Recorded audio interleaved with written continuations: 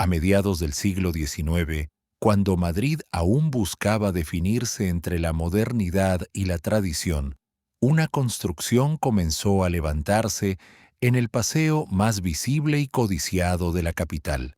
No era un edificio cualquiera, ni una residencia más de la nobleza acomodada. Era un palacio que parecía surgir de la nada, financiado por un hombre que muchos aún consideraban un intruso en el mundo aristocrático, José de Murga, enriquecido gracias al auge industrial y ferroviario, decidió desafiar a toda una ciudad que lo toleraba por educación, pero que jamás lo reconocería como uno de los suyos. Su respuesta fue construir una obra arquitectónica capaz de eclipsar a todas las casas nobles que llevaban generaciones presumiendo linaje. Eligió el lugar más visible, el más discutido, aquel en el que ningún aristócrata permitiría que un recién llegado se instalara sin levantar murmullos. Y esos murmullos, desde el primer día, se convirtieron en silencio cortante. La construcción del palacio no atrajo visitas, ni felicitaciones, ni curiosidad noble. Los carruajes pasaban de largo sin detenerse, como si la obra fuese algo incómodo que no convenía mirar directamente. Lo sorprendente no era el tamaño, ni los materiales, ni el despliegue económico evidente en cada camión de mármol que llegaba desde Italia. Lo inquietante era que, aun siendo la obra más costosa y ambiciosa del momento, nadie de la élite madrileña se atrevía a acercarse a ella. La boda reciente de José con Raimunda Osorio, celebrada en una catedral casi vacía, había dejado un rastro de comentarios que no se pronunciaban abiertamente, pero que impregnaban el ambiente social con una mezcla de sospecha y rechazo. La aristocracia conocía la historia que no podía decirse en voz alta y, aunque las autoridades religiosas y la corona habían dado su bendición formal, la sociedad se encargó de marcar distancia.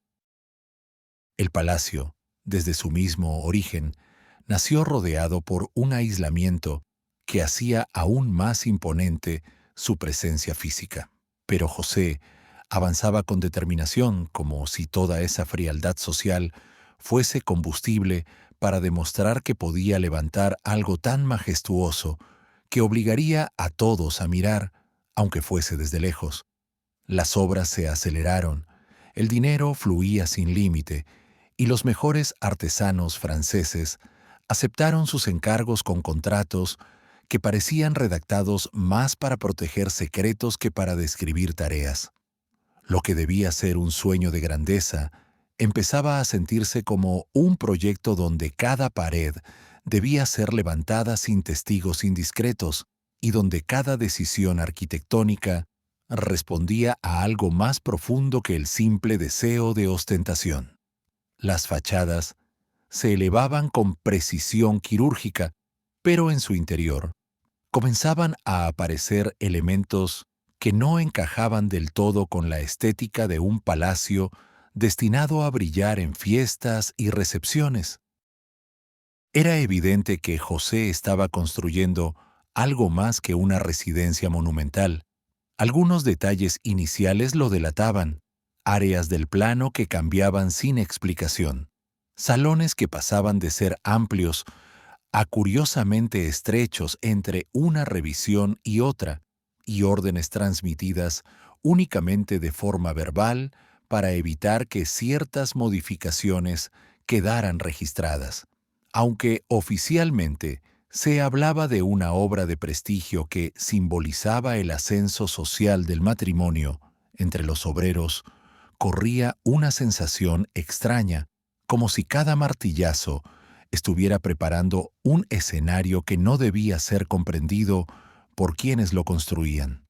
El silencio aristocrático que rodeaba el proyecto parecía alimentar la idea de que aquel palacio no sería un hogar lleno de invitados, sino un espacio destinado a funcionar con otra lógica, quizá más íntima, quizá más inquietante. Y es justo en ese punto donde el espectador empieza a comprender que el verdadero misterio del Palacio de Linares no nació con las leyendas modernas ni con las psicofonías del siglo XX, sino en el instante mismo en que se trazaron sus primeras líneas. Porque antes de que existiera un motivo oficial para esconder algo, ya se estaban diseñando las estructuras que permitirían ocultarlo. Antes de que hubiese un secreto que proteger, ya había un palacio preparado para guardarlo. Y es ahí, en esas decisiones arquitectónicas tempranas, donde comienza la historia que nos llevará a descubrir pasadizos invisibles, habitaciones que nunca aparecieron en los planos municipales y paredes que, más de un siglo después, revelarían lo que nadie se atrevió a confesar en vida. Ahora, mientras la fachada seguía creciendo hacia el cielo madrileño, lo verdaderamente inquietante estaba ocurriendo dentro: la aparición silenciosa de elementos arquitectónicos que ningún propietario incluiría en una casa destinada simplemente al lujo.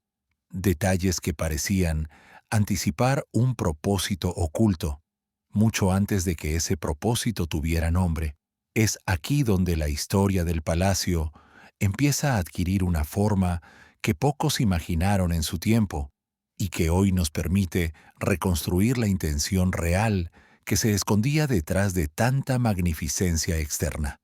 El edificio aún no estaba terminado, pero ya presentaba señales claras de que había sido concebido para algo más que la vida cotidiana de una pareja adinerada, porque en sus bases se gestaba una arquitectura pensada para conservar un secreto que todavía no había ocurrido. Cuando José de Murga contrató a los arquitectos franceses que dirigirían la obra, ninguno de ellos imaginó que estaban aceptando un proyecto dividido en dos realidades paralelas. La primera era la que el Ayuntamiento de Madrid esperaba: un palacio deslumbrante, ajustado a los estándares estéticos del momento, con salones para recepciones, escaleras monumentales y una distribución clásica destinada a impresionar a la alta sociedad. A los arquitectos se les entregó un gran plano oficial, cuidadosamente dibujado, que mostraba salones amplios, dormitorios lujosos y una planta noble diseñada para convertirse en el centro de las veladas aristocráticas. Era un proyecto impecable, digno de un marqués decidido a escribir su nombre en la historia de la capital.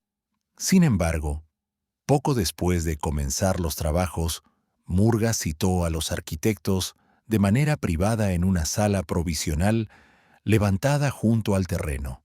Allí, lejos de obreros y supervisores, colocó sobre la mesa un segundo plano. No tenía membrete, no llevaba firma municipal y estaba marcado por líneas finas que parecían trazadas con una intención distinta a la del proyecto oficial. La diferencia entre ambos documentos no era sutil. Donde el plano, presentado al ayuntamiento, mostraba paredes continuas, el plano secreto revelaba dobles muros, donde el diseño oficial incluía una simple despensa de servicio. El otro mostraba un espacio sin nombre, sin función clara, conectado por un corredor estrecho imposible de detectar desde el exterior. Los arquitectos comprendieron que aquel no era un encargo común y que la verdadera obra del palacio no sería visible en los grandes salones, sino en los lugares donde nadie estaba destinado a entrar. Cada modificación se transmitía de manera verbal, en reuniones breves, y siempre con instrucciones de destruir los borradores una vez aplicados. Lo que al principio parecía una serie de ajustes de lujo, mayor grosor en las paredes para mejorar la acústica, pequeños cambios en la distribución para optimizar luz y proporciones, se convirtió pronto en la creación deliberada de espacios ocultos. Un tramo del tercer piso fue rediseñado para incluir cámaras estrechas que funcionaban como corredores internos. Una pared en el ala este se ensanchó sin razón aparente hasta alcanzar dimensiones inusuales. Una escalera secundaria, prevista inicialmente para el servicio, quedó truncada en un rellano sin salida visible. Todas estas decisiones se justificaban con explicaciones vagas, pero la precisión con la que se ejecutaban mostraba que detrás de ellas existía un propósito claro. A medida que la obra avanzaba, los artesanos más experimentados notaron que ciertos pedidos no encajaban con la estética habitual de un palacio destinado a recibir invitados. Los muros se reforzaban más de lo necesario. Algunas habitaciones se alargaban o acortaban sin afectar la armonía visual, y varios espacios interiores se mantenían cerrados incluso durante la construcción, como si el propio promotor temiera que alguien pudiera ver demasiado. Los contratos incluían cláusulas inusuales, redactadas con un lenguaje casi jurídico, donde se establecía que cualquier filtración sobre modificaciones no incluidas en el proyecto administrativo sería perseguida legalmente. Para muchos trabajadores, aquello era una señal clara de que la obra tenía una vida paralela, un propósito reservado a muy pocas personas. Los arquitectos, pese a su prestigio, aceptaron esas condiciones. Sabían que la fortuna de Murga permitía pagar silencios y tal vez también entendían que estaban participando en una construcción que trascendía lo arquitectónico para convertirse en un mecanismo de control. En los documentos oficiales, nunca apareció ni una sola mención a muros dobles, cavidades internas o cámaras sin ventilación visible. Cuando el ayuntamiento revisó el plano final, todo parecía impecable, proporcionado, grandioso, y sin embargo, entre las líneas reales de la obra, se escondían pasadizos estrechos que no conectaban con ninguna ruta funcional, paneles móviles invisibles desde la decoración exterior y zonas que no pertenecían al diseño administrativo. Lo más inquietante es que estas decisiones secretas no surgieron como respuesta a un acontecimiento específico, sino que fueron concebidas desde el inicio, cuando aún no existía nada que ocultar oficialmente. Era como si el palacio hubiera sido pensado para encerrar algo que aún no había ocurrido, como si su estructura anticipara la necesidad de un silencio absoluto. Y ese diseño, tan meticuloso como reservado, explica por qué años después el edificio presentaría zonas que no podían comprender ni los inspectores, ni los obreros, ni siquiera los futuros propietarios, áreas que solo respondían a la voluntad y al temor de un único hombre, porque el plano secreto no era solo una variante arquitectónica, era el mapa del futuro encierro que marcaría para siempre la historia del Palacio de Linares. Con el avance de la construcción, los obreros comenzaron a notar elementos que no correspondían a ninguna residencia aristocrática conocida. Lo primero que llamó la atención fue el grosor inusual de ciertos muros. En palacios de la época, incluso los más ornamentados, las paredes interiores rara vez superaban los 40 o 50 centímetros, pero en el ala este del tercer piso, algunas alcanzaban casi 2 metros de espesor. A simple vista, parecía un capricho estructural destinado a reforzar la estabilidad, pero los planos secretos indicaban algo completamente distinto. Aquellos muros no eran muros, sino espacios huecos, corredores estrechos y silenciosos que se extendían a lo largo de habitaciones que, oficialmente, no existían. Los carpinteros que instalaban los paneles decorativos descubrieron puertas ciegas que se cerraban desde dentro, sin manivela exterior, como si nadie debiera entrar por ellas. Algunas habitaciones aparecían numeradas en los listados de obra y luego desaparecían de las siguientes versiones, mientras otras que figuraban en los planos oficiales jamás fueron construidas. Más desconcertante aún era que los cambios no se explicaban.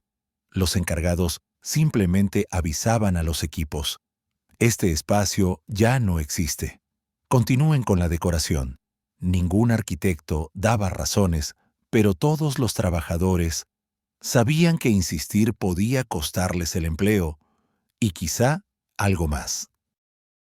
Las llamadas habitaciones sin destino comenzaron a multiplicarse. Eran cuartos que parecían normales al entrar, pero cuyas proporciones interiores no coincidían con las medidas exteriores.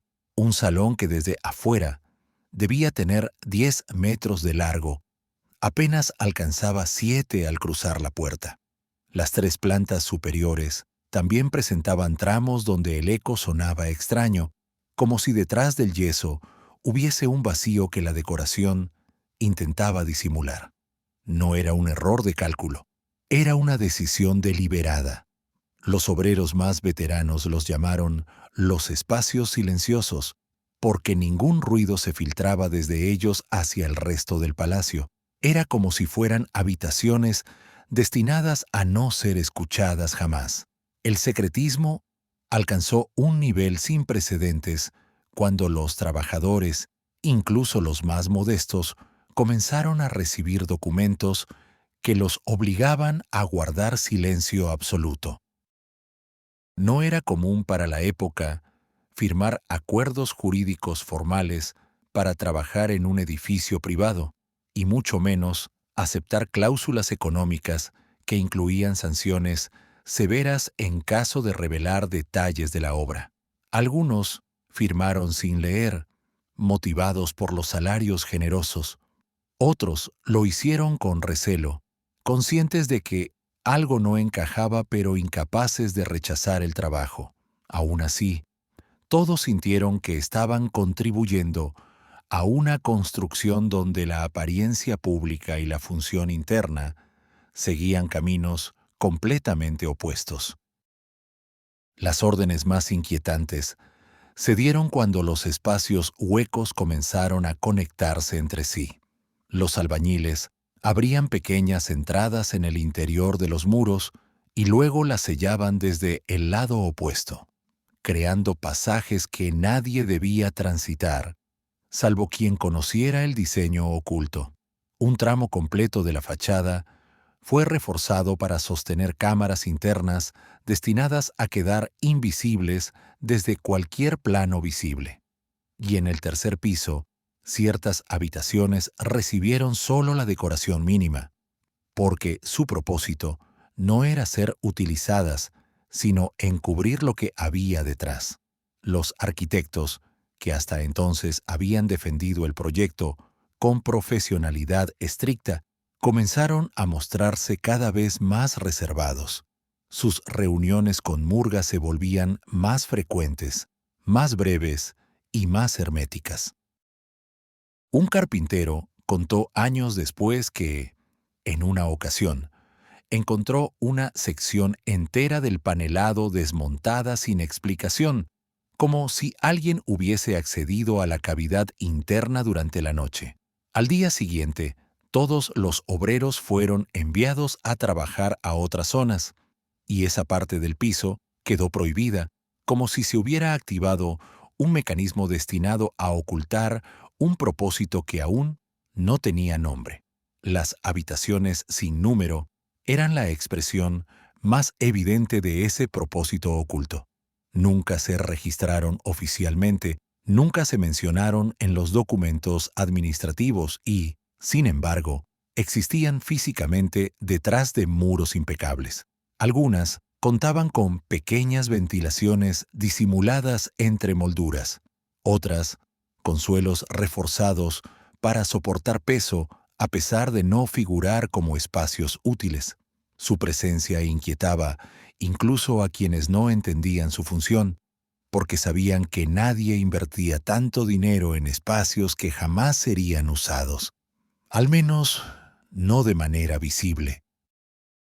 A medida que el palacio avanzaba hacia su fase final, los obreros comprendieron que el edificio estaba siendo creado para dos vidas paralelas: la ostentosa y pública, que brillaría en los salones de baile nunca estrenados, y la silenciosa y oculta, destinada a permanecer invisible incluso para quienes vivieran dentro.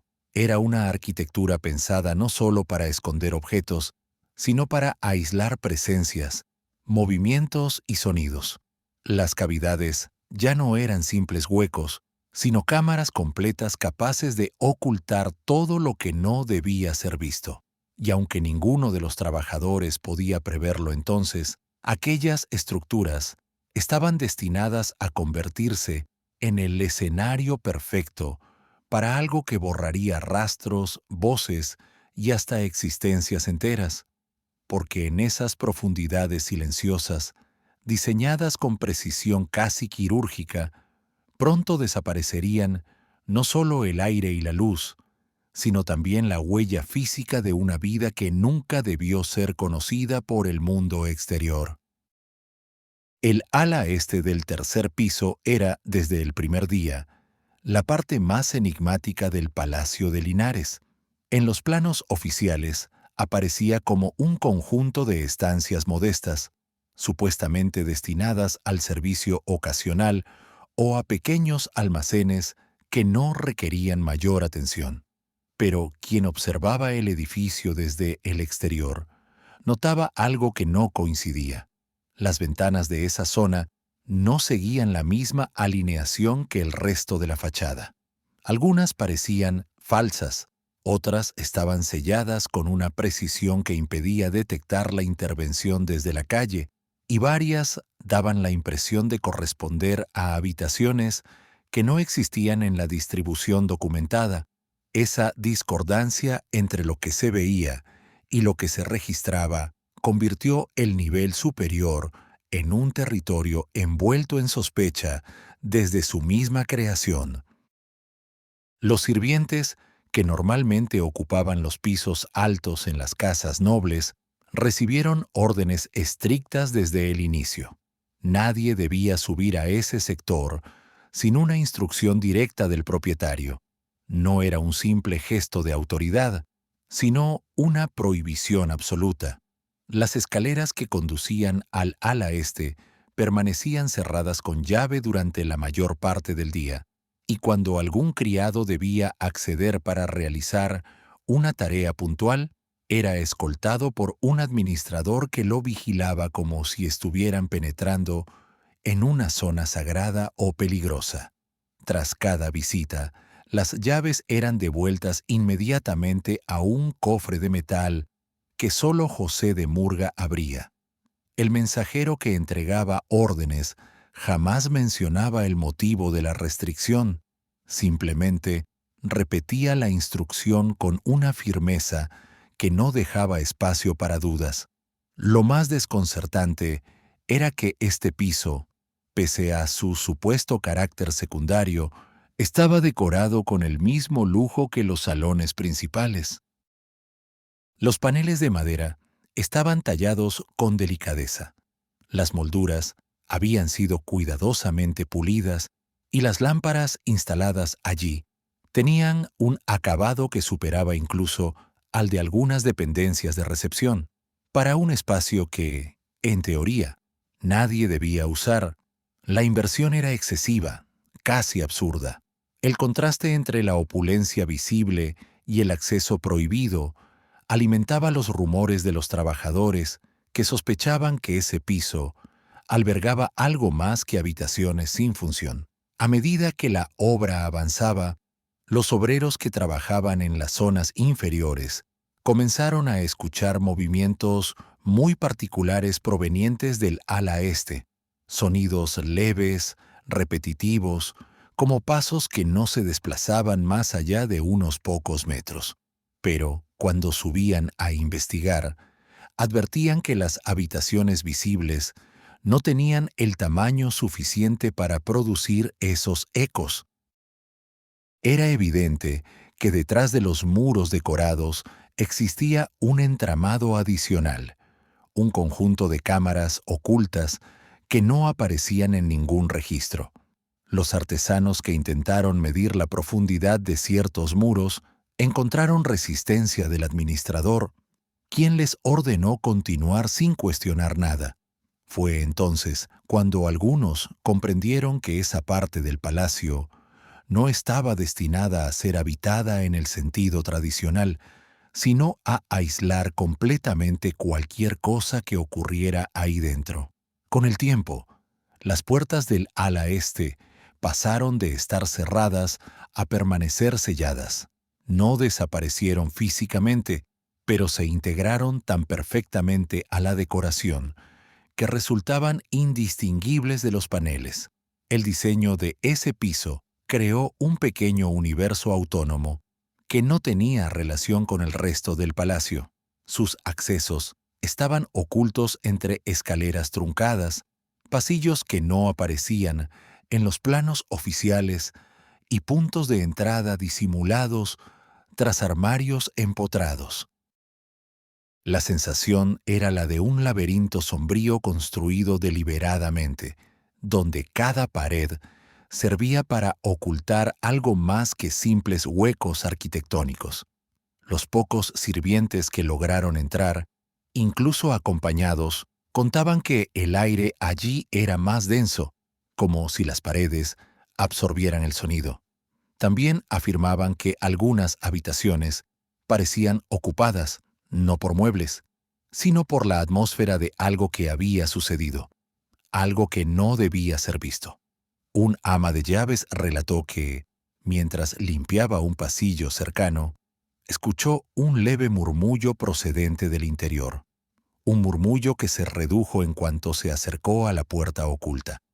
Nadie la creyó oficialmente, pero desde entonces evitó subir a ese nivel, incluso cuando se lo ordenaban. Ese tercer piso, que oficialmente no debía tener más importancia que un espacio auxiliar, se convirtió en un mundo independiente dentro del palacio. No era un lugar para visitas, ni para el personal, ni siquiera para los propietarios en su día a día.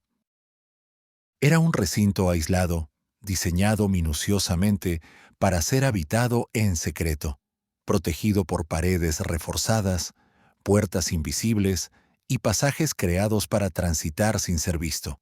Allí se respiraba el propósito original del plano oculto, la creación de un refugio clandestino, un espacio que negaba la luz y el contacto con el resto de la casa. Y fue en ese entorno cuidadosamente aislado, silencioso y hermético, donde un día apareció una vida cuya existencia nunca sería reconocida por el mundo exterior.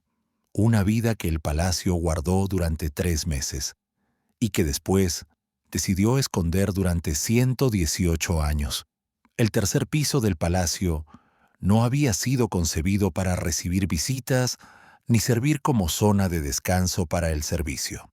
Su estructura interna respondía a un diseño diferente, casi antinatural para un edificio residencial.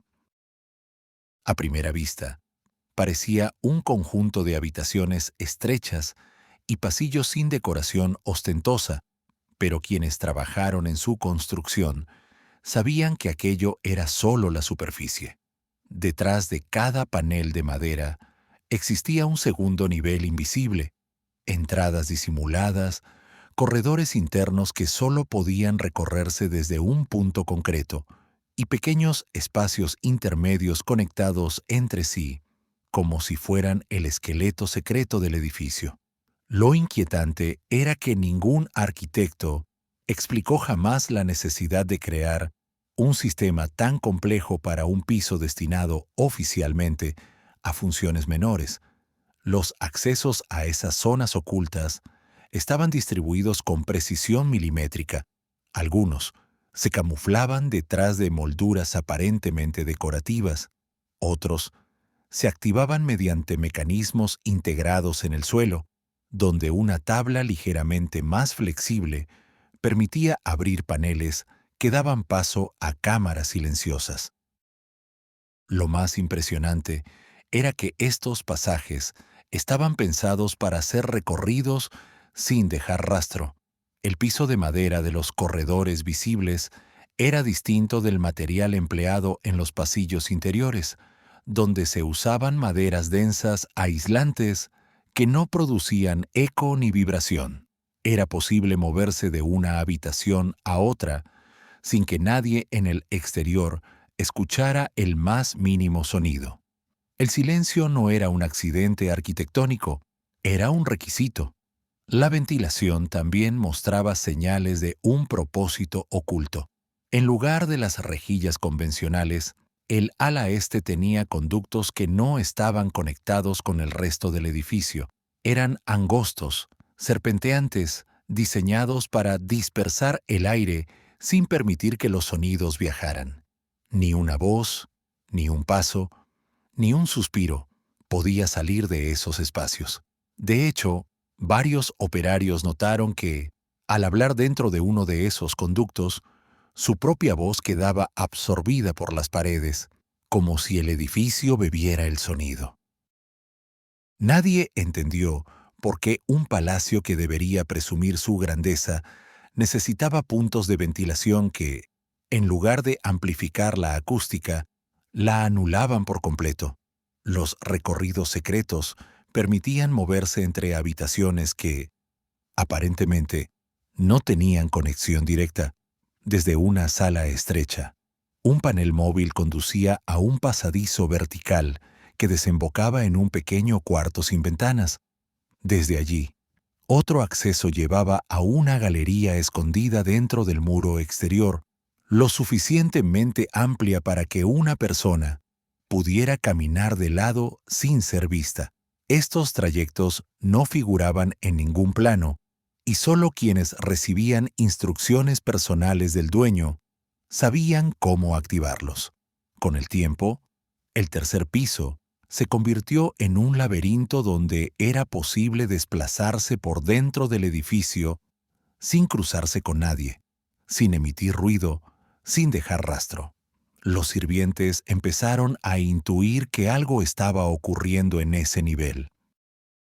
En ocasiones, al pasar cerca de la escalera que conducía al ala este, sentían una corriente de aire que no correspondía a la distribución normal del palacio. En otras, notaban que desde arriba llegaba un olor suave, como el de un jabón infantil o de una tela recién lavada, aunque nadie reconocía haber subido para limpiar. Cuando intentaban mencionarlo, los administradores les recordaban la prohibición absoluta de acercarse a esa zona. Algunos, por miedo, preferían no hacer preguntas. Otros fingían no haber percibido nada extraño, pero todos sabían que aquel piso no era igual al resto. Los pasillos oficiales del ala este se volvían más estrechos a medida que uno avanzaba, como si, en lugar de llevar a un dormitorio o a un gabinete, estuvieran delimitando un perímetro alrededor de algo.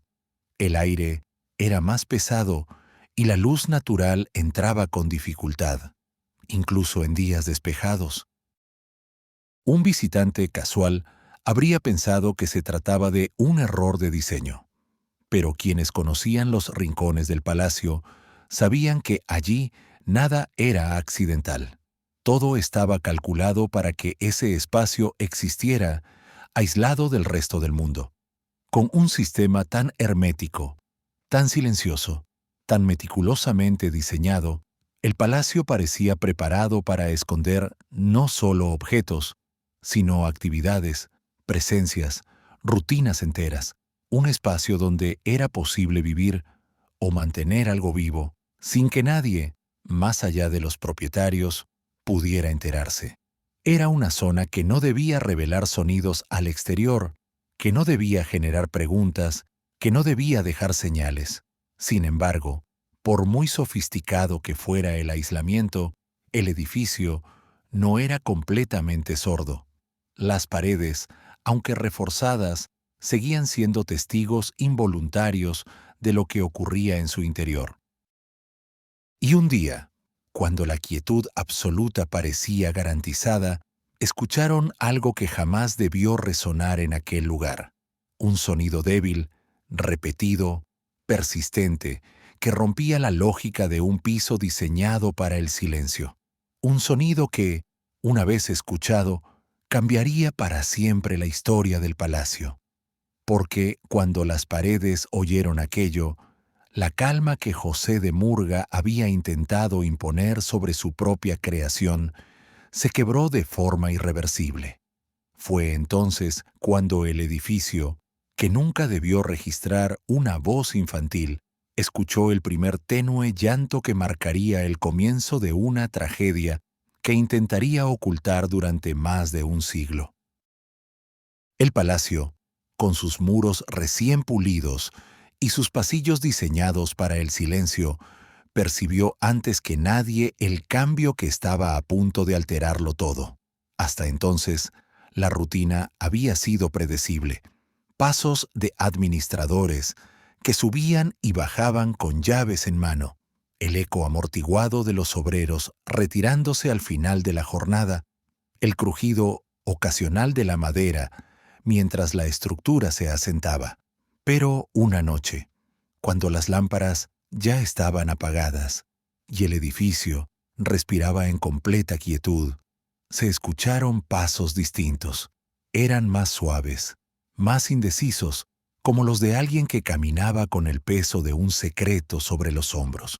El tercer piso, destinado a guardar silencio perpetuo, comenzó a recibir visitas nocturnas de una figura que avanzaba cuidadosamente por los pasadizos escondidos. Raimunda. El embarazo jamás fue anunciado en el palacio. Nadie habló de médicos entrando o saliendo, ni de preparativos propios de un nacimiento. Sin embargo, el edificio lo supo. Los pasos de Raimunda cambiaron durante las últimas semanas, volviéndose más lentos, más pesados, más acompañados de respiraciones profundas que se perdían en los conductos insonorizados. José también comenzó a aparecer en horas inusuales, cerrando puertas, verificando accesos, moviéndose entre las estancias secretas como si necesitara asegurarse de que el laberinto estuviera listo para aquello que se avecinaba. Las llaves se multiplicaron, los candados se reforzaron, y el ala este se convirtió en un santuario inaccesible para cualquier otro ser humano. Las sirvientas, que antes subían ocasionalmente a dejar ropa o limpiar algún rincón, dejaron de recibir órdenes relacionadas con ese piso. Cuando una de ellas preguntó por qué ya no era necesario recoger sábanas en el tercer nivel, el administrador la miró con una severidad que dejaba claro que era un tema prohibido. Poco a poco, estas mujeres comenzaron a desaparecer de la plantilla con explicaciones ambiguas. Una supuesta indiscreción, un comentario fuera de lugar, o simplemente el silencio como respuesta. Los pasillos del palacio se poblaron de rostros nuevos que no conocían la historia previa, como si el propietario necesitara reemplazar testigos potenciales por manos que trabajaran sin preguntar. Entonces, llegó la noche que el edificio recordaría para siempre. Los pasos se intensificaron, las puertas ocultas se abrieron con urgencia y en el silencio de las paredes se escuchó por primera vez un sonido que nadie esperaba oír en esa casa, el leve sollozo de un bebé recién llegado al mundo. Era un sonido frágil, casi tímido, pero resonaba como una contradicción absoluta dentro de un edificio construido para no dejar escapar ninguna señal de vida. Las paredes, diseñadas para callar, no pudieron ignorarlo. Y aunque nadie en los pisos inferiores lo escuchó, el palacio lo absorbió por completo, como si aquella voz diminuta quedara grabada en cada piedra desde el primer instante. Durante los días que siguieron, la vida del bebé permaneció confinada a ese territorio inaccesible. Raimunda recorría el tercer piso en la oscuridad, sosteniendo en brazos a la pequeña, mientras las lámparas se mantenían apagadas para no atraer miradas indeseadas desde el exterior. José estableció rutas estrictas que solo él y su esposa podían usar, recorridos que permitían moverse entre habitaciones ocultas sin pasar por un solo pasillo visible. Las escaleras principales quedaron bloqueadas y la casa adoptó una rutina nueva, silenciosa y tensa, guiada por horarios que nadie comprendía, salvo los dos únicos habitantes que sabían lo que de verdad ocurría. Las sirvientas que aún quedaban en el palacio notaron pequeños indicios: una manta diminuta doblada apresuradamente en un cesto, un frasco de leche desaparecido de la cocina, un susurro nocturno que sonaba demasiado alto para proceder del viento. Pero cada vez que se arriesgaban a comentar algo, eran despedidas sin contemplaciones. El mensaje era claro: en esa casa había algo que no debía ser visto, ni oído, ni siquiera pensado. El edificio, con su estructura compleja y sus cavidades inaccesibles, se convirtió en el guardián involuntario de aquella existencia oculta. La niña vivía en un lugar donde la luz era escasa, donde los sonidos se apagaban antes de llegar a cualquier oído humano, donde las paredes parecían cerrarse alrededor de ella como si supieran que estaba destinada a permanecer fuera del mundo. Y aunque era apenas una recién nacida, su presencia transformó el ambiente del palacio. El silencio se volvió más denso, la tensión más palpable, y cada noche parecía estar cargada de un temor que los dueños intentaban sofocar sin éxito. Pero el edificio, aunque construido para callar, no era indiferente. Percibía cada movimiento, cada susurro, cada temor, y sobre todo, sentía la fragilidad de aquella vida que había sido oculta desde el primer instante. Sin embargo, el palacio también fue testigo de que ese secreto no estaba destinado a durar, porque 3 meses después, algo ocurrió en el ala este que sellaría una historia de la que nadie habló en voz alta durante más de un siglo. Un suceso que no dejó un solo documento oficial, pero sí una huella física que el edificio conservaría como su primera y más dolorosa sombra. Y desde ese momento, el palacio ya no sería solo una construcción majestuosa, se convertiría en el guardián de un crimen que intentó permanecer escondido para siempre. Las cavidades del palacio, aquellas cámaras ocultas que habían surgido desde los primeros bocetos secretos, empezaron a adquirir un significado inquietante cuando la vida recién nacida apareció en el tercer piso. Hasta entonces, podían interpretarse como excentricidades de un hombre obsesionado con el control, paredes huecas hechas para ocultar documentos, pasadizos destinados a evitar miradas indiscretas, rincones inaccesibles que ningún invitado llegaría a detectar. Pero a medida que el tiempo avanzaba, la función de esas estructuras comenzó a revelarse con una claridad perturbadora. Las cavidades no eran simples huecos estructurales. Habían sido diseñadas con dimensiones exactas para contener algo más que aire. Medían lo suficiente para permitir el paso de una persona pequeña o para almacenar objetos sin que ninguno de los ocupantes de los salones principales pudiera sospecharlo. El revestimiento interno estaba construido con materiales que amortiguaban el sonido, creando una especie de silencio absoluto que hacía desaparecer cualquier eco, incluso en días de actividad intensa, cuando artesanos y sirvientes recorrían los pasillos inferiores. El interior de esos espacios permanecía inmóvil, como si el tiempo se detuviera ahí dentro. Los pasadizos secretos conectaban esos huecos entre sí, formando un circuito cerrado donde no existía la posibilidad de ser visto. Desde una sala visible, se podía abrir un panel oculto y deslizarse hacia un corredor angosto que recorría el muro exterior. La conexión continuaba por una puerta disimulada detrás de un friso tallado, seguido de un acceso vertical que llevaba hacia la zona más hermética del ala este. Todo el sistema funcionaba como una red oculta, donde cada tramo tenía un propósito definido: borrar rastros, confundir el sonido, asegurar que lo que ocurriera en ese nivel nunca pudiera relacionarse con los habitantes del resto del palacio. Lo más inquietante era que estas estructuras no fueron improvisadas para responder a un imprevisto. Habían sido planificadas desde el inicio, como si alguien hubiese anticipado la necesidad de desaparecer algo o a alguien sin dejar evidencia física. Los paneles móviles se ajustaban con una precisión casi mecánica. Al cerrarse, quedaban tan integrados en la decoración que ni un experto en carpintería habría detectado su existencia.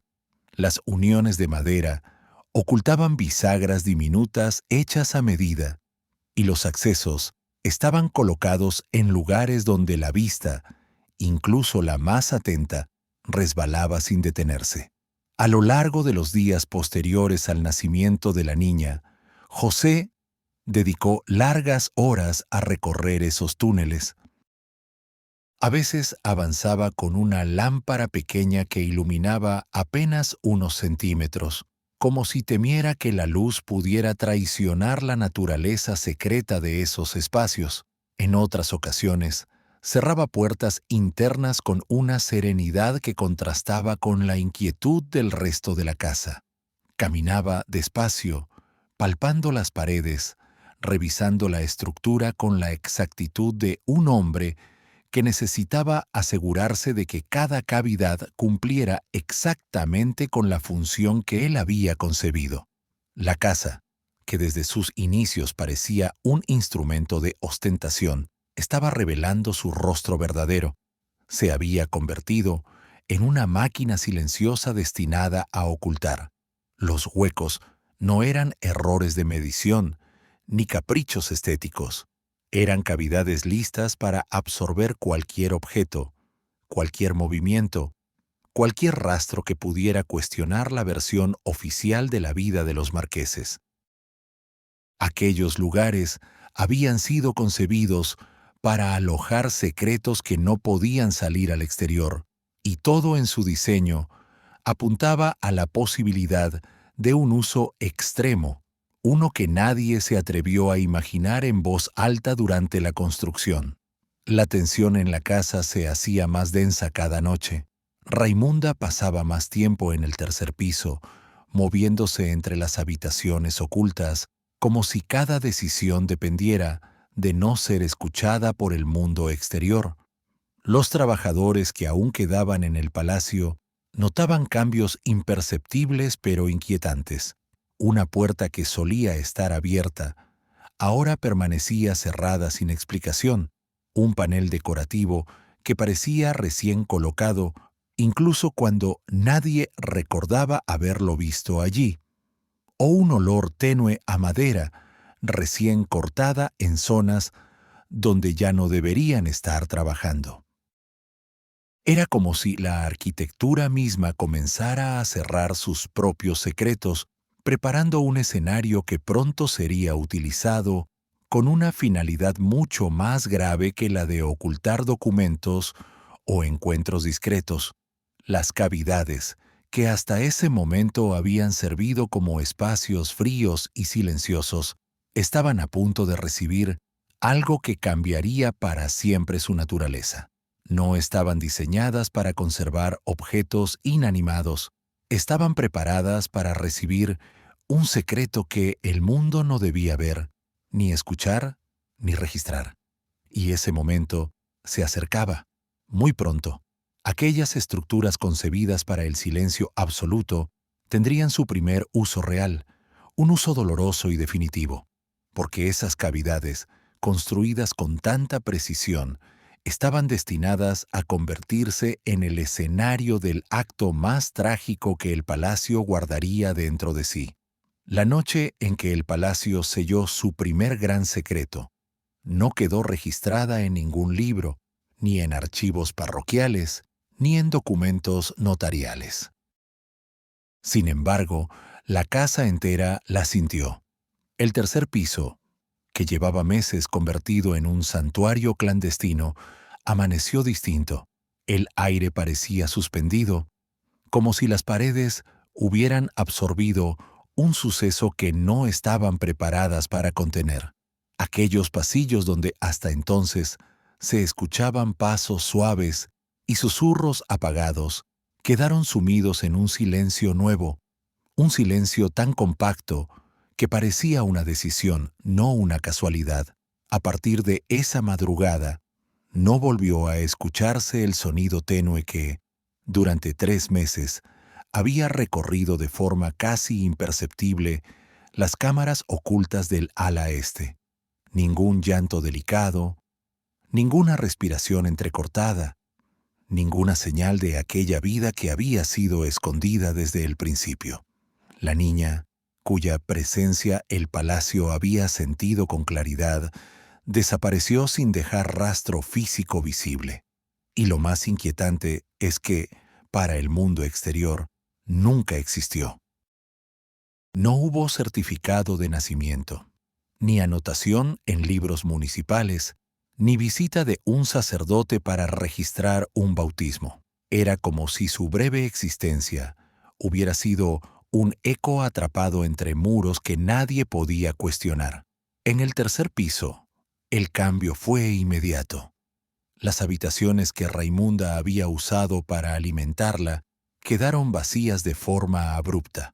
Los objetos que daban testimonio de los cuidados, una manta doblada con prisa, una cuna improvisada junto a una pared cubierta de paneles, un frasco de cristal destinado a la leche, desaparecieron antes del amanecer.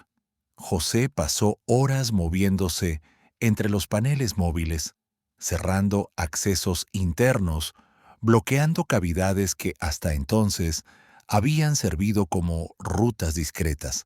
Cada acción suya mostraba que aquello no era un episodio aislado, era una operación cuidadosamente planeada para borrar cualquier evidencia de que una niña había vivido allí.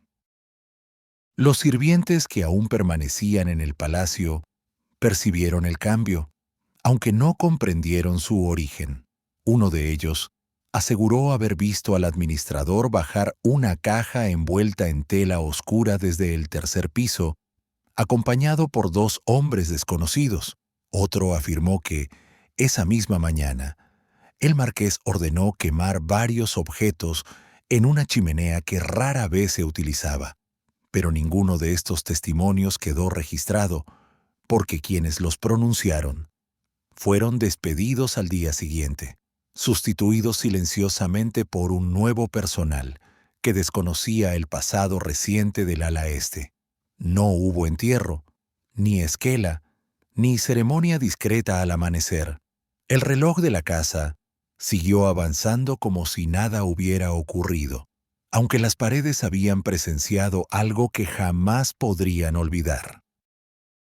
El palacio, convertido ya en confesor involuntario, había absorbido la huella de un acto que rompía no solo la moral dominante, sino cualquier atisbo de humanidad que sus propietarios intentaban mantener ante el mundo.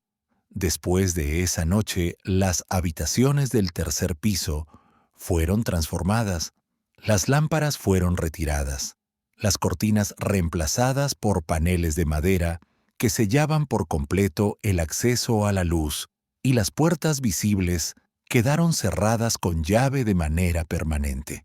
En los días siguientes, carpinteros seleccionados reconstruyeron varios tramos de pared, reforzando cavidades internas con una precisión que hacía imposible imaginar que alguna vez habían sido abiertas. Nadie explicó el motivo de estas obras, pero los que trabajaban allí entendieron que su único propósito era encerrar algo para siempre. El ala este se convirtió en un territorio prohibido incluso para los propietarios. Raimunda dejó de subir a ese piso. Su figura, antes presente en los pasillos durante la madrugada, desapareció por completo. José evitaba mirar hacia esa zona de la casa cuando caminaba por los corredores inferiores, como si temiera que las paredes pudieran devolverle algo que no deseaba enfrentar. Los sonidos, que antes parecían parte de la vida interna del tercer piso, se redujeron a un silencio espeso que contrastaba con la magnificencia del resto del palacio. Y sin embargo, por mucho que intentaran sellar la verdad, el edificio no olvidó. Las cavidades internas guardaron no solo el eco de lo ocurrido, sino una presencia que no desapareció con la reforma. Los muros, acostumbrados al silencio artificial impuesto por los propietarios, conservaron una memoria que el tiempo no consiguió borrar. Porque la arquitectura, diseñada para ocultar, también puede convertirse en testigo y en juez. Y en su interior quedaron atrapados susurros que, con los años, comenzarían a manifestarse en los momentos menos esperados. El palacio había sido construido para encubrir, pero nadie podía prever que un día sería él mismo quien revelaría aquello que sus dueños intentaron enterrar en la oscuridad. Y cuando llegara ese momento, las señales que habían permanecido ocultas durante décadas resurgirían con fuerza, como si el edificio reclamara la verdad que le obligaron a guardar. Porque, por mucho que se intentara silenciarlo, un secreto de esa magnitud nunca permanece dormido para siempre. Tras aquella noche en la que el palacio selló un secreto que jamás sería pronunciado en público, la vida dentro de la residencia cambió de manera radical. Lo que había sido concebido como un símbolo de grandeza, capaz de rivalizar con cualquier mansión aristocrática de Europa, comenzó a transformarse en un espacio cada vez más apagado, como si el propio edificio hubiera decidido retraerse del mundo exterior. Los salones, que habían sido decorados para recibir a la élite madrileña, permanecían vacíos, cubiertos con cortinajes que nunca se descorrían y lámparas de cristal que ya no iluminaban celebraciones, sino polvo acumulado en silencio. Las alfombras orientales, escogidas con esmero para impresionar a invitados que nunca llegaron, se desgastaban únicamente bajo los pasos de los criados, que caminaban con cautela por temor a romper el equilibrio frágil de la atmósfera. José dejó de enviar invitaciones, dejó de recibir socios, dejó incluso de participar en reuniones donde su presencia antes era cada vez más solicitada. Se encerraba durante horas en su despacho, pero ya no para planificar expansiones empresariales, sino para revisar una y otra vez documentos que parecían no avanzar hacia ninguna parte. La energía que antes lo impulsaba a conquistar sectores enteros de la economía española, ahora se diluía en un agotamiento que el palacio absorbía como si fuera parte de su propia estructura. Raimunda, por su parte, apenas abandonaba su habitación. El tercer piso se había convertido en un territorio vedado para todos, incluida ella misma, y la parte noble de la casa había perdido su brillo al no escuchar más el eco de sus pasos. Los sirvientes comentaban en voz baja que su rostro había cambiado, que sus ojos evitaban cualquier reflejo, como si temiera ver algo que no debía regresar desde el fondo de sus pensamientos. A veces, el personal escuchaba su voz murmurando palabras incomprensibles al amanecer, conversaciones que podrían haber sido plegarias o confesiones, pero que nadie se atrevía a interpretar. Las rutinas domésticas empezaron a desvanecerse. Las grandes cocinas, capaces de alimentar a decenas de comensales, preparaban ahora comidas pequeñas para 2 personas que rara vez compartían mesa. El comedor principal, diseñado para 50 invitados, permanecía cerrado. Su enorme mesa, pulida con dedicación diaria, nunca llegaba a sostener más que un plato solitario cuando José, incapaz de enfrentar el pasado, bajaba a comer en silencio. Las escaleras crujían menos porque casi nadie las usaba, y las ventanas se mantenían cerradas incluso en días luminosos, como si el palacio temiera que una ráfaga de aire pudiera despertar algo que llevaba meses intentando dormir. A medida que los propietarios se retiraban de la vida social, el palacio también comenzó a distanciarse de la ciudad. Madrid seguía creciendo alrededor de él, bullicioso y cambiante, pero la residencia permanecía anclada en un mutismo solemne. Desde la calle, los vecinos notaban que no había movimiento detrás de las ventanas superiores y que a veces, durante semanas completas, nadie entraba ni salía salvo los sirvientes indispensables. El edificio proyectaba una imagen imponente, sí, pero también hermética, como si resguardara algo demasiado pesado para permitir que la vida cotidiana fluya en su interior.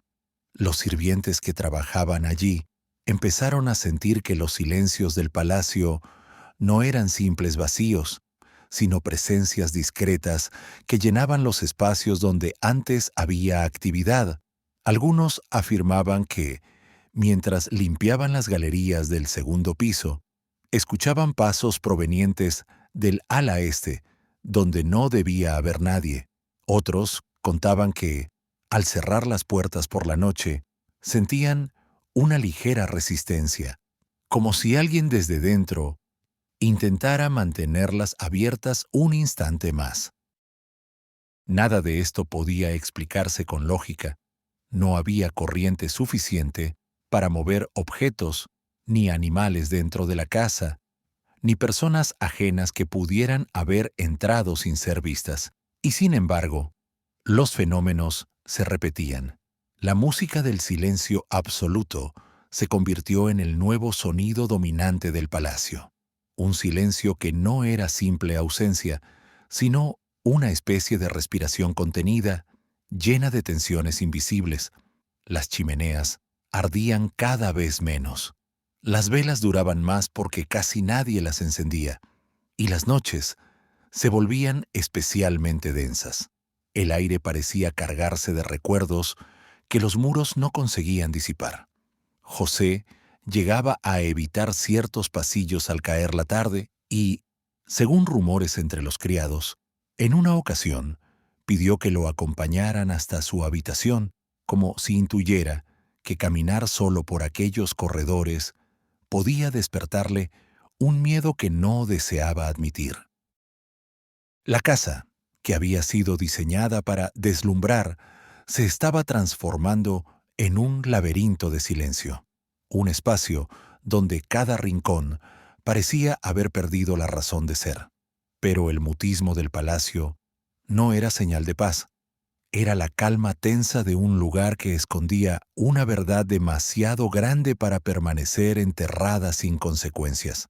Porque mientras los propietarios se hundían en un aislamiento cada vez más profundo, el edificio comenzaba a manifestar señales que desafiaban cualquier lógica conocida en el siglo XIX, y fue precisamente en esos años oscuros cuando la vida humana cedía terreno a la sombra del secreto, cuando el palacio empezó a revelar síntomas de algo que iba mucho más allá de cualquier construcción física, fenómenos que no aparecían en los planos ni respondían a reparaciones invisibles, sino a la insistencia de una presencia que se negó a desaparecer por completo. Una presencia que pronto comenzaría a hacerse notar. Con el paso de los meses, el silencio que dominaba el palacio dejó de ser una ausencia de sonido y comenzó a transformarse en un lenguaje propio. El edificio, que había guardado el secreto del tercer piso con obediencia arquitectónica, empezó a alterar su comportamiento de formas que ningún habitante supo explicar. Al principio, fueron detalles casi imperceptibles: un crujido en el suelo cuando no había nadie caminando, un leve golpe en una pared que se suponía maciza, una puerta que se cerraba con un susurro, incluso cuando no había corriente alguna. Pequeñas anomalías que los sirvientes intentaban atribuir al envejecimiento de la estructura, aunque la casa era todavía joven. Pronto, sin embargo, esos detalles se intensificaron. Una noche, mientras una doncella recogía la vajilla del comedor, escuchó pasos en el pasillo que conducía al ala este. Pensó que era otro sirviente, pero cuando llamó por el nombre del mayordomo, no obtuvo respuesta. Los pasos continuaron, suaves pero claramente definidos, hasta que de repente se detuvieron justo detrás de la puerta cerrada del tercer piso. La doncella huyó escaleras abajo sin mirar atrás, temblando mientras aseguraba que alguien estaba arriba, cuando todos sabían que ese piso permanecía clausurado. El miedo comenzó a circular como un murmullo entre el personal. Otro sirviente aseguró que, mientras encendía las velas del corredor principal, escuchó un sonido tenue detrás de la pared, un pequeño golpe rítmico, como si alguien tocara con la yema de los dedos desde el interior. Intentó ignorarlo, pero el ritmo se volvió más firme, casi insistente, hasta que tuvo que alejarse apresuradamente. Esa misma noche, presentó su renuncia y abandonó la casa antes del amanecer, sin recoger sus pertenencias. Las anomalías acústicas no se limitaron a las paredes. En varias ocasiones, el personal nocturno afirmó oír el sonido inconfundible de un niño pequeño, algo entre un sollozo y un murmullo apagado. Era un sonido que parecía provenir desde lo más profundo del ala este, como si viajara por los conductos creados para dispersar el aire. No era un llanto pleno, sino un lamento breve, repetido, que duraba apenas unos segundos antes de apagarse en la oscuridad. Los sirvientes intentaban tranquilizarse, diciendo que era el eco de la madera, dilatándose con el cambio de temperatura, pero ninguno lograba dormir después de escucharlo. Un cocinero, que llevaba años trabajando en casas nobles, decidió abandonar la residencia una madrugada, asegurando que había visto una sombra desplazarse por el rellano del segundo piso. La sombra era pequeña, rápida, y desapareció detrás de un panel de madera que él sabía que no podía abrirse. Cuando contó lo sucedido al administrador, éste lo despidió con brusquedad, pero no logró ocultar el temblor en sus propios gestos. El rumor se propagó rápidamente. El palacio estaba empezando a mostrar algo que no quería permanecer oculto. Los trabajadores de mantenimiento, encargados de reparar los crujidos naturales del edificio, declararon con inquietud que algunos sonidos no pertenecían a la estructura. Cuando golpeaban una pared para comprobar su estado, en ocasiones escuchaban un eco amortiguado desde dentro, como si algo o alguien respondiera al impacto. Un albañil particularmente supersticioso afirmó que un día, después de hacer una marca en un panel para medir un desnivel, escuchó un golpecito idéntico justo detrás de su mano. No esperó a terminar el trabajo. Bajó la escalera y se marchó sin cobrar. La situación llegó a un punto crítico cuando una de las sirvientas más jóvenes, encargada de dejar agua caliente en el pasillo de invitados, afirmó haber escuchado un murmullo infantil que decía algo incomprensible, algo que se repetía una y otra vez. No pudo distinguir palabras concretas, pero la cadencia era inequívoca, como si un pequeño intentara llamar la atención desde algún punto, al otro lado de la pared. Entró en pánico, dejó caer la jarra de agua y huyó del palacio, jurando que no regresaría nunca. Poco a poco, la casa se quedó casi sin personal estable.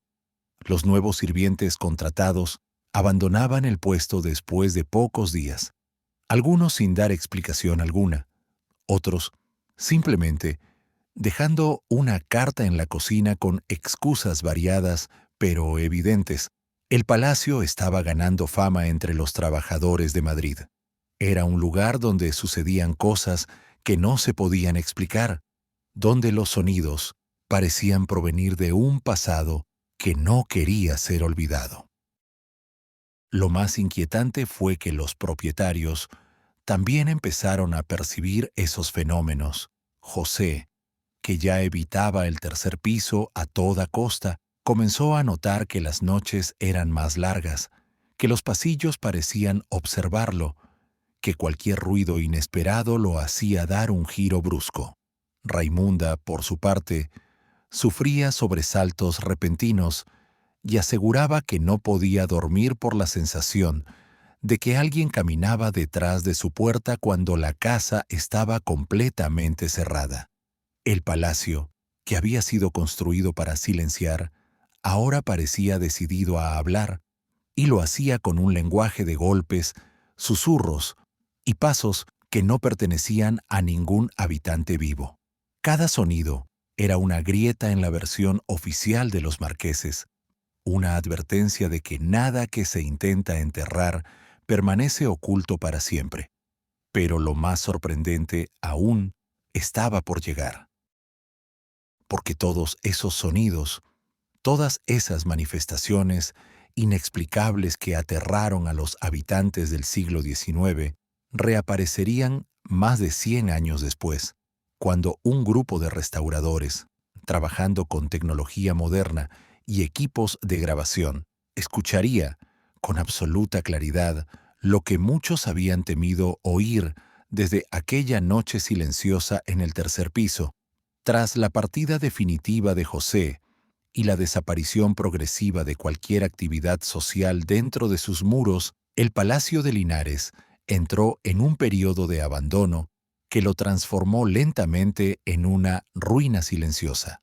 La residencia, que había costado una fortuna y que había sido concebida como una proclamación de poder, quedó sin herederos directos que pudieran reclamarla o habitarla.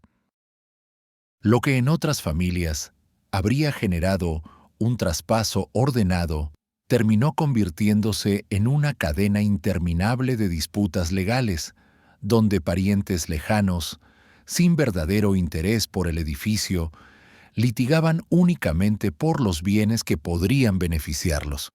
Ninguno deseaba vivir en el palacio, ni enfrentarse a su historia, ni cargar con un lugar del que se rumoreaban cosas que nadie podía confirmar, pero que todos preferían evitar.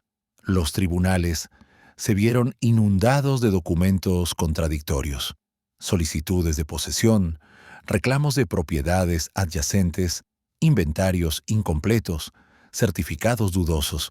Cualquier procedimiento se alargaba durante años, mientras el palacio permanecía cerrado, sin mantenimiento adecuado y sin una figura responsable que velara por su integridad. Las lluvias de invierno empezaron a filtrarse por el tejado. Las escaleras, que antes brillaban con su caoba pulida, se cubrieron de polvo. Los mármoles importados mostraron grietas que parecían heridas antiguas que nadie se atrevía a restaurar. El edificio se fue consumiendo en silencio, convertido en una reliquia olvidada de un pasado que Madrid prefería no mirar de frente. Pese al abandono, la presencia del palacio seguía siendo imponente.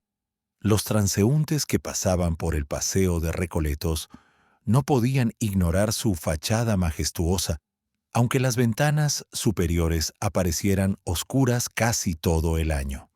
Con el tiempo, comenzaron a surgir relatos de quienes aseguraban haber visto luces encendiéndose en habitaciones donde no había conexión eléctrica.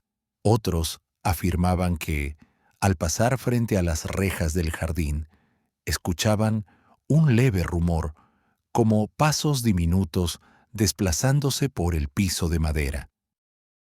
Algunos vecinos juraban que, en noches tranquilas, podían observar sombras cruzando detrás de los ventanales del tercer piso, justo en la zona donde nunca vivió nadie más que los marqueses.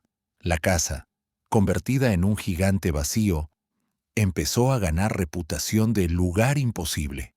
Los comerciantes de la zona decían que al caer la tarde se escuchaban golpes que no provenían de la calle, sino del interior profundo de los muros. Los cocheros evitaban estacionarse cerca de la entrada principal, convencidos de que la mansión provocaba escalofríos, incluso sin acercarse.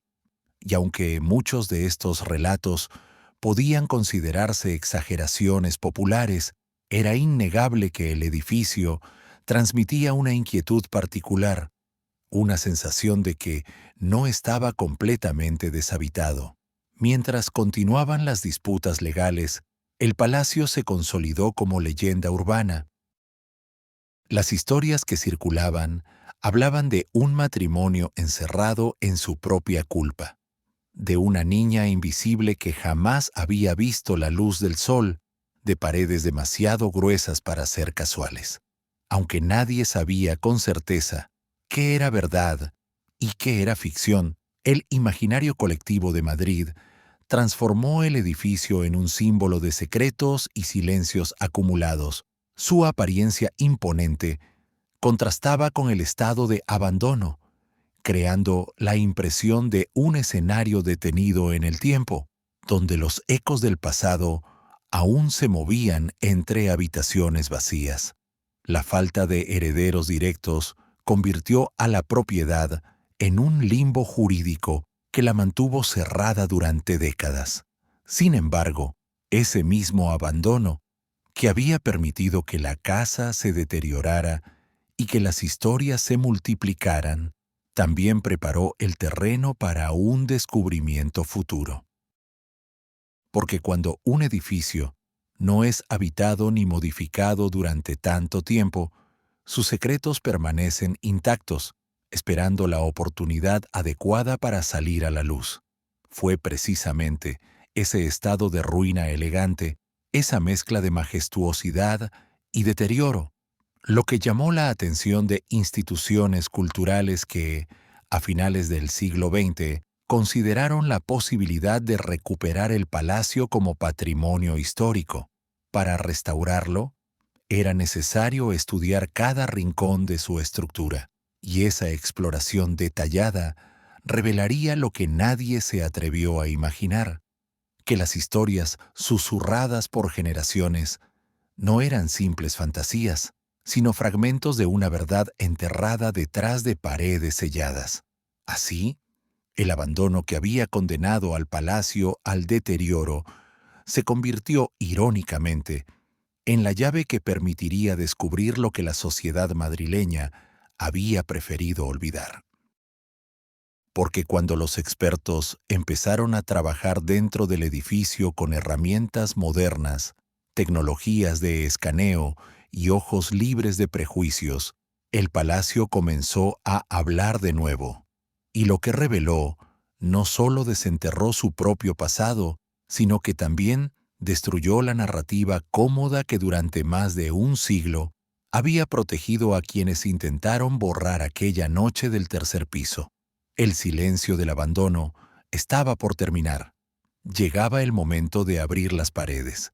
La restauración de 1990 comenzó como un proyecto técnico, casi rutinario, destinado a recuperar la grandeza arquitectónica de un edificio histórico que llevaba demasiado tiempo cerrado. Nadie del equipo imaginaba que, al colocar el primer andamio, estaban a punto de enfrentarse a uno de los secretos mejor ocultos de la aristocracia española.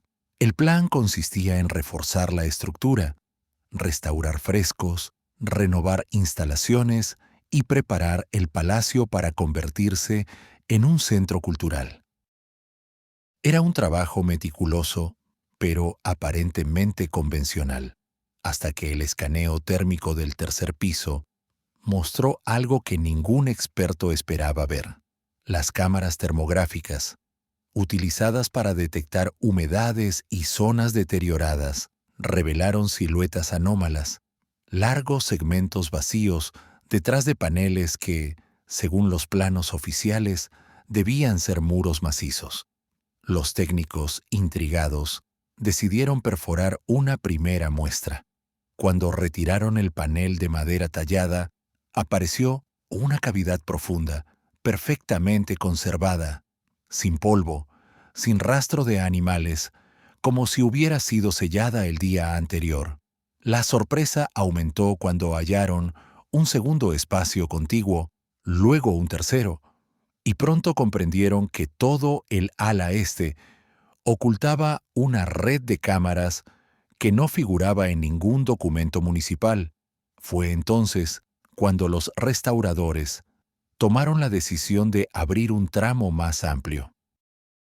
Al retirar otro panel, encontraron algo que paralizó a todos los presentes: un pequeño vestido blanco, bordado a mano, del tamaño de un recién nacido. El tejido, aunque amarillento por el tiempo, conservaba detalles exquisitos. A su lado había unos zapatitos de seda que nunca habían tocado el suelo y un rosario infantil de nácar con iniciales grabadas, RML. El silencio que se impuso en esa habitación no fue el de la sorpresa arquitectónica, sino el de una verdad humana irrumpiendo de golpe en un muro que debía haber permanecido cerrado para siempre. Los supervisores ordenaron documentar cada pieza y llamar a especialistas.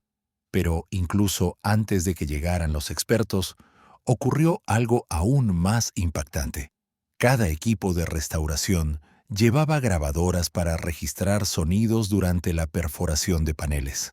Era un procedimiento estándar para detectar grietas que pudieran comprometer la estructura.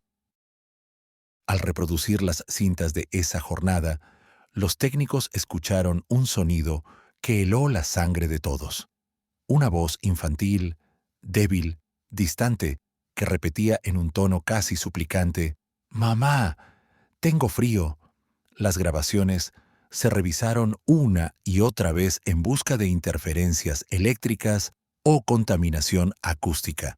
El equipo estaba convencido de que debía haber una explicación técnica, pero cuanto más analizaban las cintas, más evidente resultaba que la voz no correspondía a ningún miembro del equipo, ni coincidía con ecos del entorno, ni podía atribuirse a maquinaria.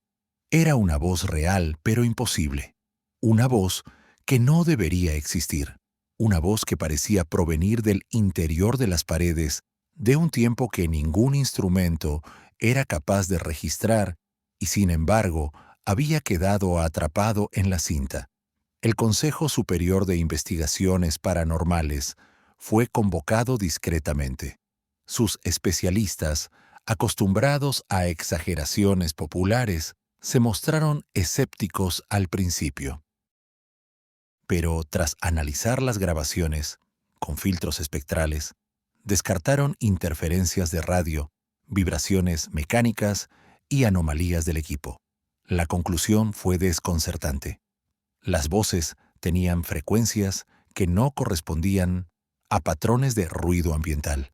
No había explicación lógica dentro de la acústica moderna, y sin embargo estaban ahí, grabadas con la claridad suficiente para estremecer incluso a los más incrédulos. Mientras los medios de comunicación apenas comenzaban a enterarse de que la restauración del palacio estaba descubriendo elementos arquitectónicos inéditos dentro de sus muros, el equipo técnico ya sabía que lo que habían encontrado trascendía lo material. Los objetos infantiles eran pruebas físicas, tangibles, imposibles de discutir, pero las voces eran algo distinto. un eco emocional atrapado en el edificio, como si el palacio hubiese conservado la memoria acústica de lo que allí había ocurrido siglo y medio antes. Aún así, las cavidades del tercer piso no eran el final del misterio. Eran apenas el umbral, porque mientras los restauradores trabajaban en la planta superior, otro equipo, explorando el sótano en busca de filtraciones estructurales, descubrió un baúl de hierro forjado, sellado con un candado antiguo y cubierto de polvo. Era una pieza pesada, demasiado robusta para pertenecer al mobiliario ordinario. Cuando lograron abrirlo, encontraron dentro algo mucho más perturbador que vestidos infantiles o grabaciones inexplicables. Un documento que llevaba más de un siglo esperando ser leído. El documento que lo cambiaría todo. El diario que narraba lo que realmente ocurrió en el palacio. Y lo que estaba escrito allí no solo confirmaba la existencia de la niña, sino que revelaba el secreto más oscuro que José y Raimunda habían intentado enterrar para siempre bajo la estructura del edificio. El hallazgo del baúl de hierro en el sótano no solo sorprendió al equipo de restauración, alteró por completo la comprensión histórica del Palacio de Linares. A diferencia de los objetos hallados en el tercer piso, pequeños, delicados, impregnados de un silencio trágico, aquel cofre tenía un peso imponente, casi desafiante, como si hubiera sido construido para resistir no solo el paso del tiempo, sino también la voluntad humana de abrirlo. Estaba escondido bajo el entarimado, en una zona donde, según los planos oficiales, no debía haber nada más que un simple forjado de soporte. Sin embargo, allí, entre polvo y óxido, yacía el archivo íntimo de los marqueses, el testimonio que ellos mismos no se atrevieron a destruir. Los restauradores retiraron clavos corroídos y tablones hinchados antes de exponer el cofre por completo. Su apariencia era distinta al resto del mobiliario. No tenía adornos, ni inscripciones, ni señales de haber sido trasladado recientemente. Parecía haber permanecido inmóvil durante más de un siglo, esperando el momento exacto para revelar lo que guardaba. Cuando, finalmente, forzaron el mecanismo del candado, el aire que salió del interior era seco, casi frío, como si hubiera estado aislado de cualquier humedad o deterioro. Y entonces aparecieron los documentos. El primero de ellos era un cuaderno encuadernado en cuero con las iniciales de Raimunda discretamente grabadas en la portada. Sus páginas, aunque teñidas por el tiempo, conservaban una caligrafía delicada y temblorosa. A medida que los expertos leían las primeras líneas, comprendieron que no se trataba de un diario común, sino de un relato íntimo, escrito por una mujer atrapada entre la culpa, el miedo y un amor que no sabía cómo sostener. Las entradas contaban, con una mezcla desgarradora de dulzura y angustia, los primeros días de la niña, cómo la alimentaba mientras todos dormían, cómo la arrullaba en habitaciones donde las luces debían permanecer apagadas, cómo intentaba encontrar calma en un espacio que no había sido creado para recibir a un recién nacido. Pero el diario no era lo único dentro del baúl.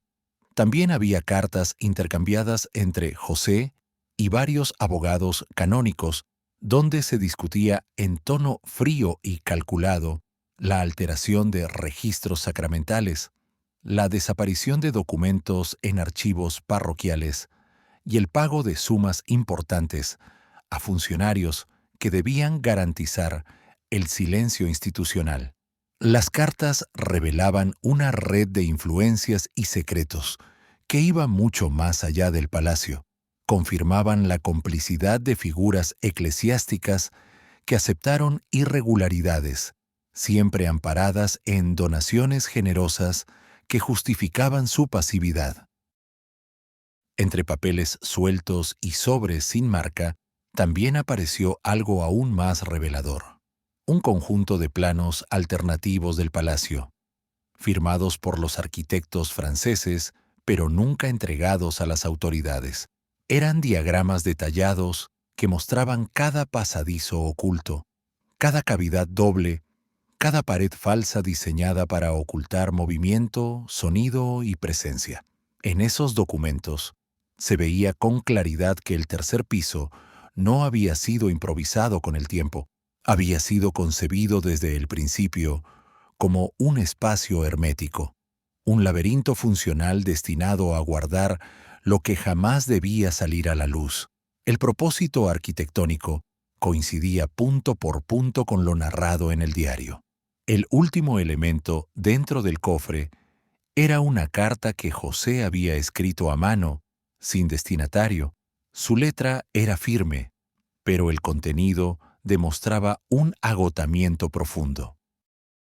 Allí intentaba justificar la decisión más devastadora de su vida, convencido de que el mundo no entendería los motivos que lo habían llevado a actuar como lo hizo. No había confesiones explícitas, pero sí un tono de desesperación que coincidía con la última entrada del diario de Raimunda. Juntos, esos dos documentos trazaban la historia completa de un acto que había sido cuidadosamente borrado de los registros oficiales, pero preservado involuntariamente en la memoria física del edificio. Los especialistas comprendieron de inmediato la magnitud del hallazgo. No se trataba de simple correspondencia privada, sino de un archivo que reconstruía una verdad que había permanecido oculta durante más de un siglo. El palacio no había guardado solo ecos, voces o sensaciones, había protegido, durante generaciones, el testimonio material del secreto más oscuro de sus propietarios. Las paredes podían esconder objetos, pero estos papeles revelaban algo aún más potente: la intención deliberada de construir un relato falso sobre una familia que había preferido soterrar su realidad bajo capas de mármol, madera y silencio. Lo que emergió de aquel baúl no solo completaba lo que los restauradores habían encontrado en las cavidades del tercer piso, sino que también desmontaba la narrativa oficial que la sociedad había aceptado durante décadas. Las cartas, los planos, el diario, todo ello confirmaba que el palacio había sido diseñado y vivido como contenedor de un secreto que ningún historiador se había atrevido a investigar a fondo. Así, la restauración no solo reveló paredes ocultas, sino también una verdad escrita que había permanecido intacta bajo el suelo del edificio. Y con ello quedó claro que el palacio no guardaba una sola historia, sino dos: la visible, adornada de títulos y lujo, y la invisible, tejida de sombras, temor y silencios que, al fin, se atrevían a salir a la luz, porque los documentos demostraban sin lugar a dudas que el edificio no había sido un simple testigo, sino un cómplice involuntario de una trama que nunca pudo contarse en vida. Y esas páginas, frágiles pero contundentes, confirmaban que el palacio no ocultaba un secreto únicamente en sus muros, sino también en una historia completa que durante más de un siglo nadie se atrevió a reescribir. La noticia de lo hallado durante la restauración se propagó por Madrid como una onda sísmica que nadie pudo detener. Lo que comenzó como un proyecto arquitectónico tomó, de repente, dimensiones históricas, éticas y judiciales. Los periódicos publicaron titulares sobre las cavidades ocultas del tercer piso, sobre la ropa infantil nunca usada, sobre los planos secretos y, sobre todo, sobre el diario de Raimunda, cuyas páginas contenían una voz que había permanecido silenciada durante más de un siglo: La revelación no solo sacudió a los habitantes de la ciudad, alcanzó a instituciones que llevaban décadas evitando este capítulo de su propio pasado. La Iglesia fue la primera en reaccionar.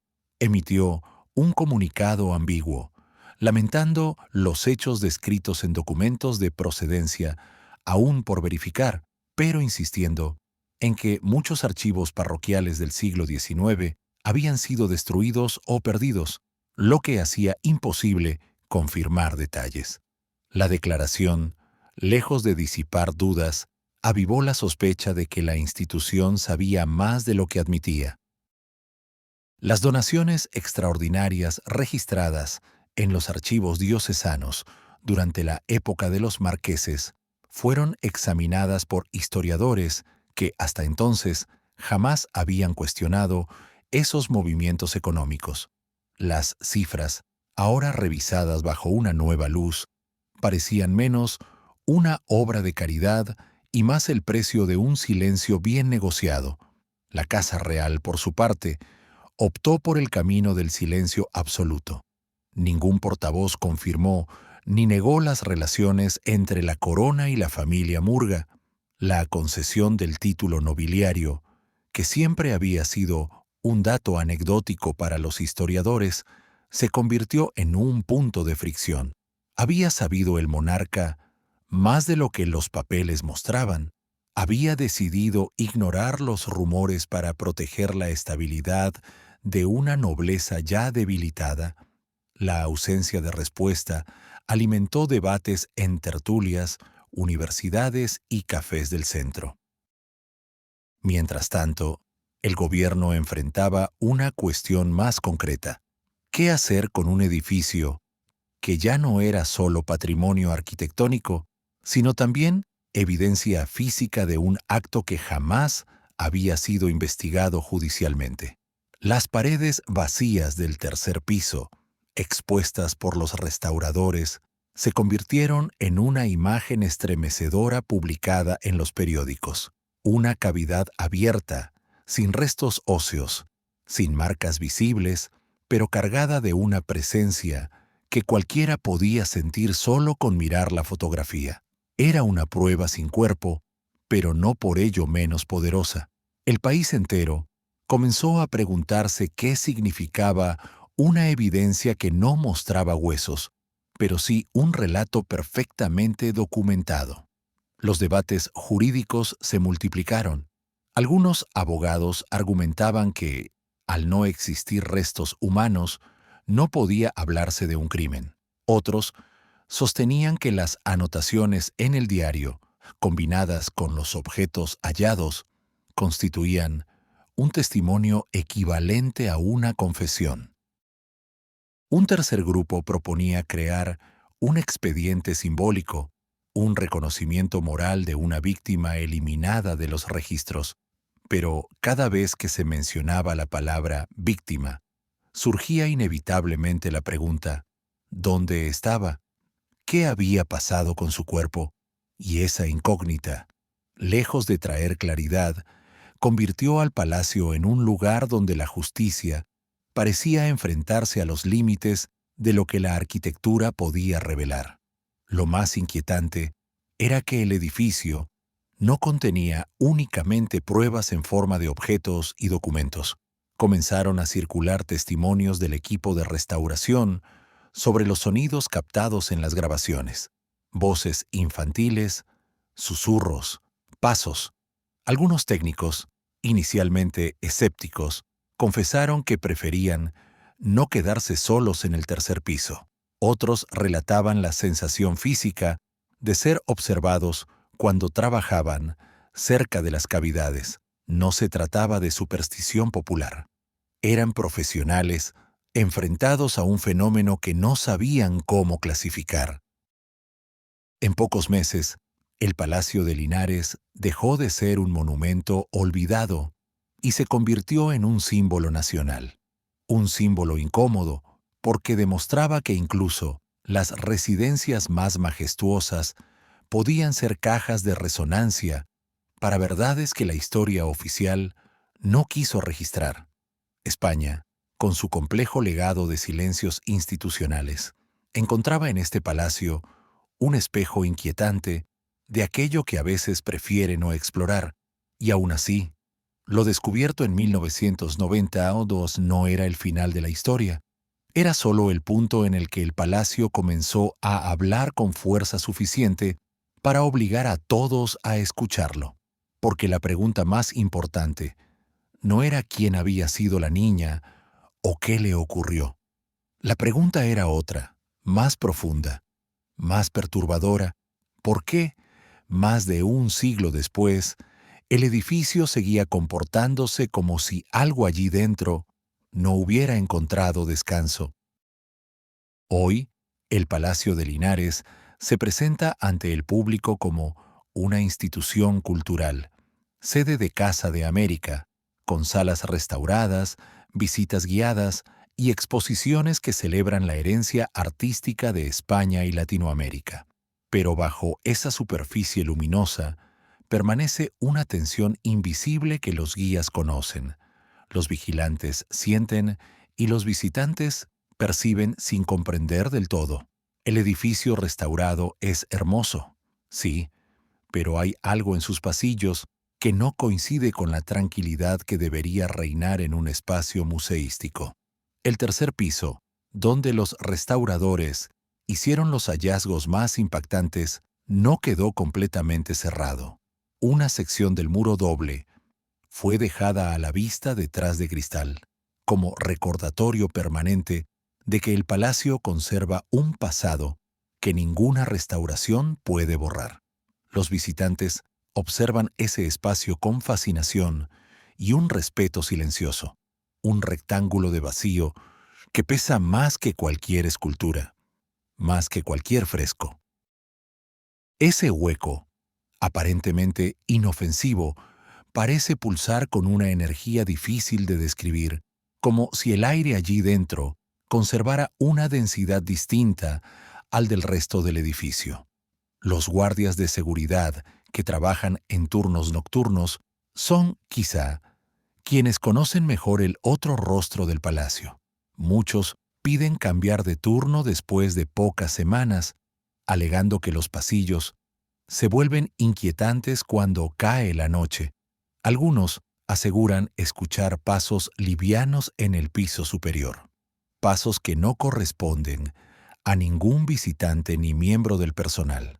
Otros afirman haber oído un murmullo infantil que se apaga en cuanto intentan encontrar su origen.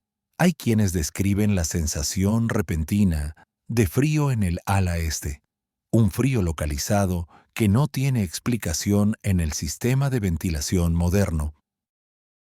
Uno de los testimonios más comentados proviene de un vigilante que aseguró haber visto, durante una ronda nocturna, una sombra pequeña acercarse a la barandilla del tercer piso y desaparecer justo cuando él levantó la linterna. El registro de la cámara no mostró nada, pero el guardia mantuvo su declaración y renunció al día siguiente. Sus compañeros no se sorprendieron. Sabían que el palacio, incluso en su estado restaurado, seguía comportándose como una estructura viva, capaz de manifestar ecos que no pertenecen al presente. A pesar de ello, el edificio atrae cada año a miles de personas, no solo por su belleza arquitectónica, sino también porque, en algún nivel difícil de explicar, parece ejercer una llamada, una curiosidad profunda, una sensación de que aquí hay una historia que sigue incompleta. La cultura popular lo abraza como un lugar misterioso. Los investigadores lo estudian como un caso único de memoria arquitectónica, y los visitantes, que caminan por sus salones, sienten que el aire vibra con un relato que aún no ha terminado de contarse. El Palacio de Linares se ha convertido en un recordatorio físico de que la historia no es siempre un conjunto de hechos ordenados, sino una red de silencios, omisiones y verdades enterradas que, tarde o temprano, encuentran la forma de salir a la superficie. La restauración lo devolvió a la vida pública, pero también desenterró la conciencia de que un edificio puede guardar no solo objetos, sino emociones, ecos y sombras. Hoy, el palacio es un hogar para exposiciones, conferencias y actos culturales, pero también es un espacio donde las fronteras entre pasado y presente parecen más delgadas que en cualquier otro sitio de la ciudad. Sus muros, restaurados y relucientes, aún hablan, y lo que dicen no siempre es cómodo, porque en este palacio sigue viva una pregunta que nadie ha logrado responder, una pregunta que recorre sus pasillos como un susurro que se cuela en cada visita, en cada fotografía, en cada noche de guardia. ¿Dónde está lo que el palacio sigue buscando?